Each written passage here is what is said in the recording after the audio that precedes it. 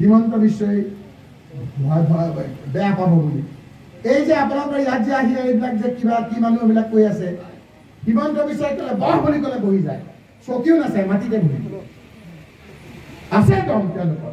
হিমন্ত বিশ্বৰ বিৰুদ্ধে ক'বলৈ তেওঁলোকৰ সাহস আছে ৰাইজ ইয়াত আহি বৰমতা তাত গৈ চুপ বেগুনি আৰু মোৰ বিৰুদ্ধে আহি পেলাই কয় সেইকাৰণে মই প্ৰেছে সুধিব বোলে মই কৈছো যে এনেকুৱা থাৰ্ড ক্লাছ মানুহৰ ফ'ৰ্থ ক্লাছ কথাৰ উত্তৰ মই নিদিওঁ তেওঁলোকে কওক আহি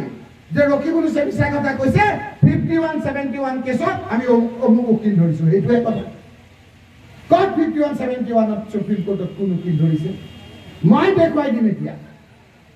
ডি ভোটাৰৰ সমস্যা কেনেকৈ তেওঁলোকে হিমন্ত বিশ্ব শৰ্মাৰ কাৰণে